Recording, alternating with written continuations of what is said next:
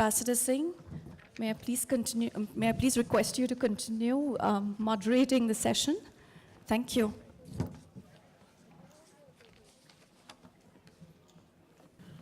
Good afternoon, everybody. I hope everybody's had a good lunch. You have enough energy to go on, because this is going to be a very interesting session.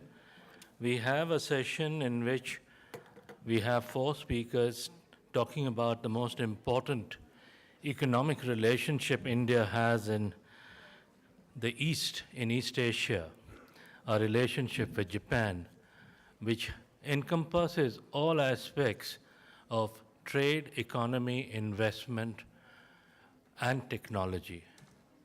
We have in the 4 speakers experts, and the first speaker who will set the tone for the discussions will be our ambassador in Tokyo, Ambassador Deepa Gopalan Vadva, who is an expert in the region, being a fluent Mandarin speaker, has served in Beijing, and she has done a number of other things, including enormous amount of work on multilateral issues, including being head of our UN division. Before she moved on as ambassador to Sweden, she has worked with the other important region as ambassador in Qatar and took over in Tokyo 2 years back. Thereafter, we'll have 2 eminent Japanese speakers, Mr. Katsuo Matsumoto, Deputy Director General and Director for India and Bhutan, South Asia Department, Japan International Cooperation Agency. He is a BA in Law and an MA in International Affairs from Columbia University. He's worked in Bangkok, in Malaysia. He's worked in the Mekong region, in Bhutan. He was involved with the East-West Corridor project in the Mekong sub-region, the Bangkok Metro, and the rail tube crossing projects in Turkey.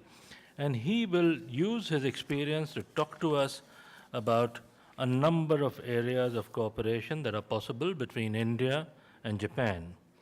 Thereafter, we have an eminent academic and a member from Director of Industry and Research for JETRO, who's done a Master's of Law from University of Chicago.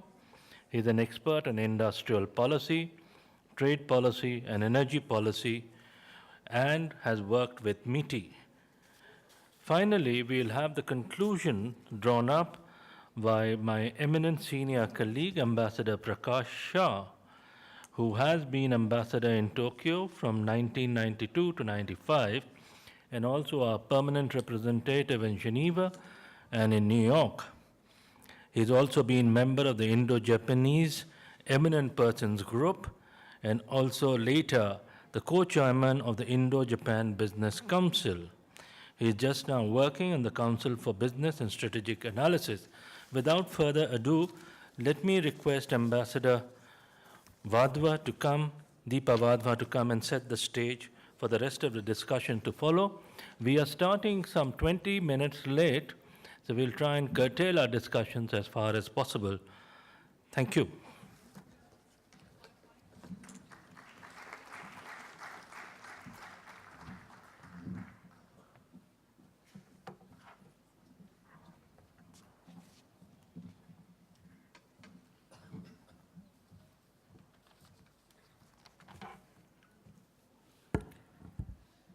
Dr. Mujumdar, Ambassador Sanjay Singh, Dr. Vidya, Dr. Gupte, Ambassador Devre, Excellencies, Ambassadors for various ASEAN countries and from Bhutan, distinguished guests, dear students, ladies and gentlemen, and fellow panelists.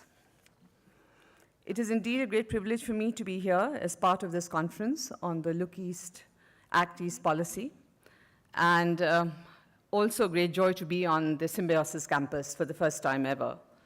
Very often, as ambassadors outside, when we talk about private universities of importance, we do talk about Symbiosis. But to see at firsthand this wonderful complex that you have here, the different faculties, and the way you are looking at the world is, I think, gives me a better idea of what you do, and to be able to ensure that in the job that I do as ambassador in Japan, I can help further for you to cultivate contacts with partner universities in Japan.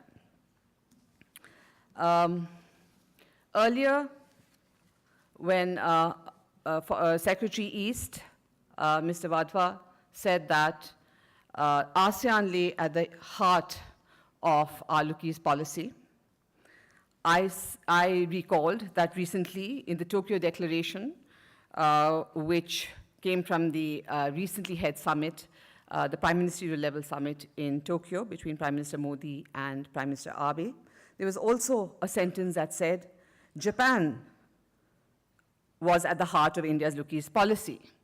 And since Secretary East is my husband, this wasn't a matter of domestic dispute, but the fact that perhaps we realize now that our engagement with the East, that there can be many hearts that beat, and certainly that Japan has now evolved to be very, very important part of our Look East and our Act East policy.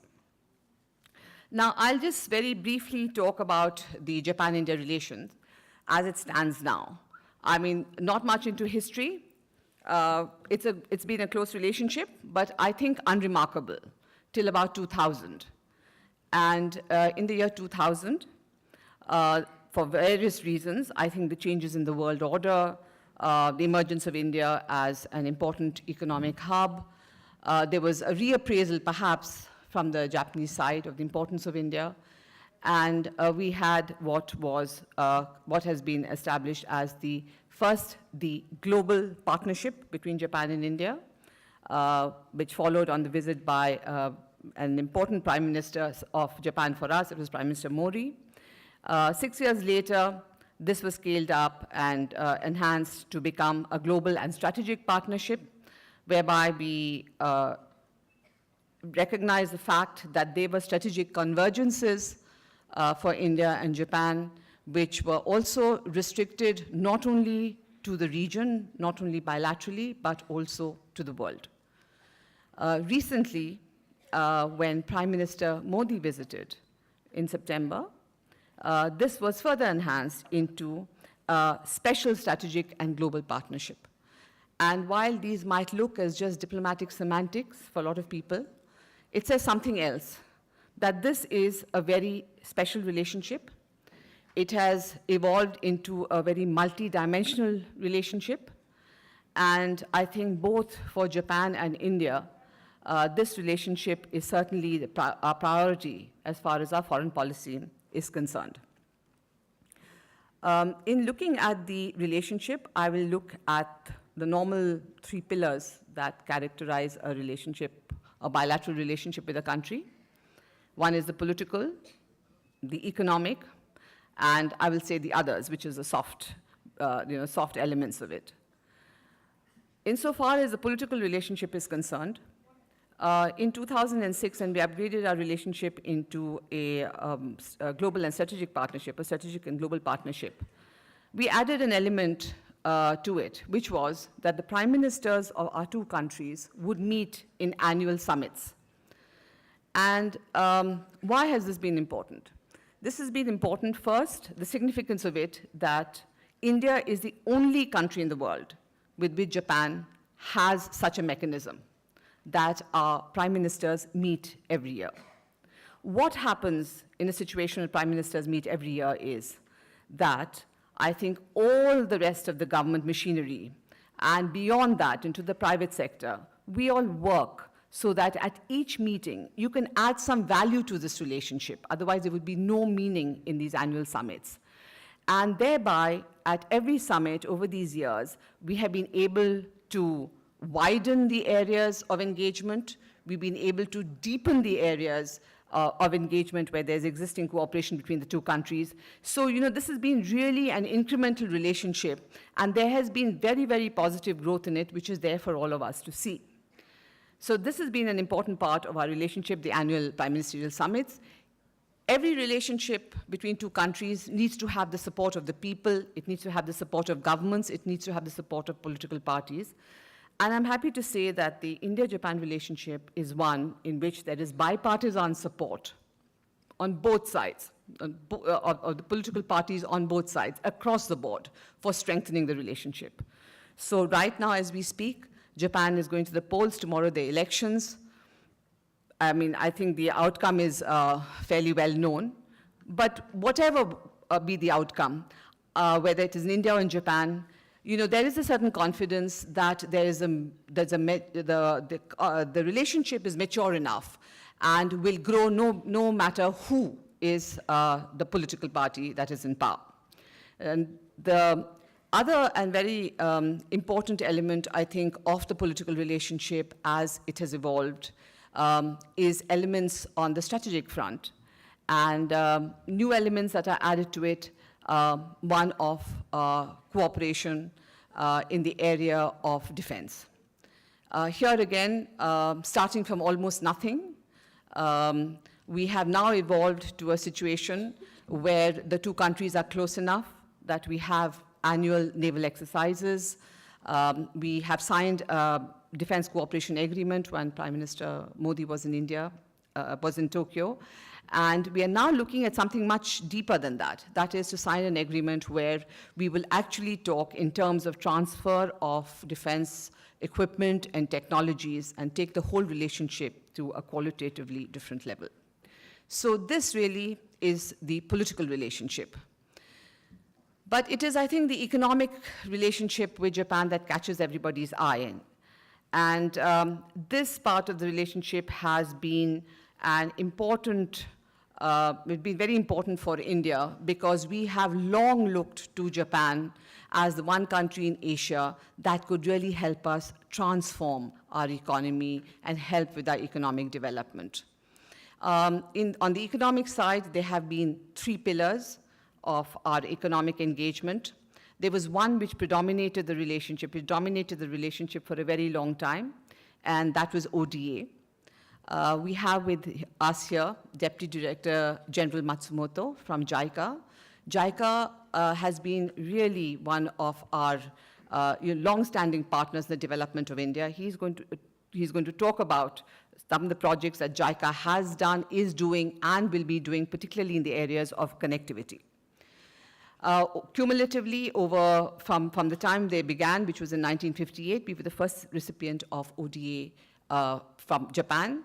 And we have cumulatively got about $40 billion from Japan as part of ODA. You perhaps have heard of the mega infrastructure projects which are at the moment crisscrossing India.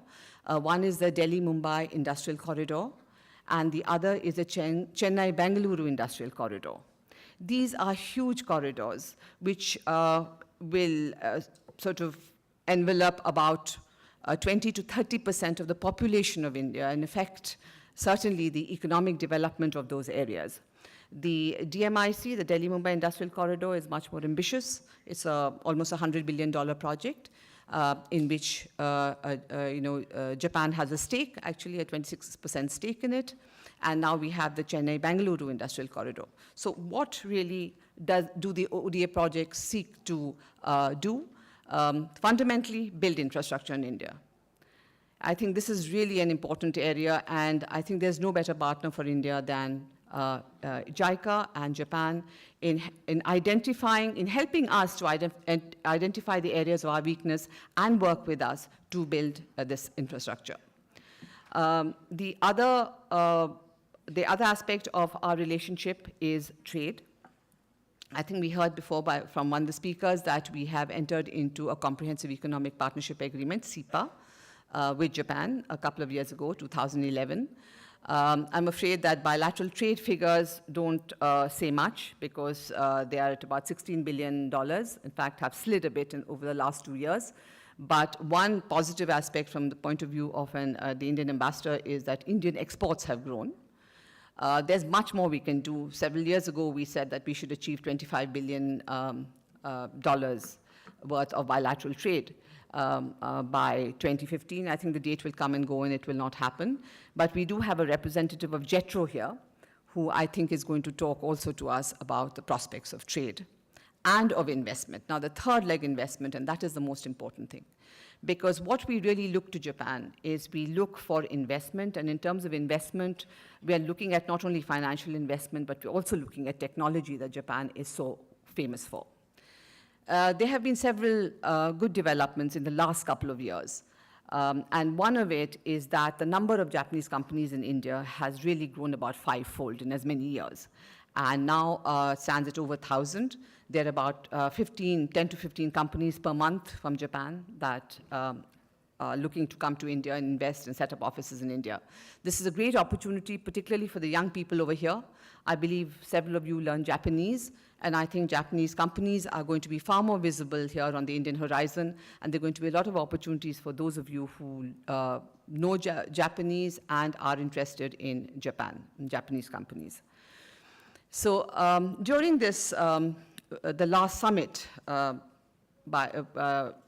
at which Prime Minister Modi was in Japan, as you perhaps know also, the importance of Japan, that Prime Minister Modi decided to make Tokyo the first halt, the first official visit outside the South Asian region, thereby signifying the importance of Japan in the relationship, in India's relations with different countries of the world.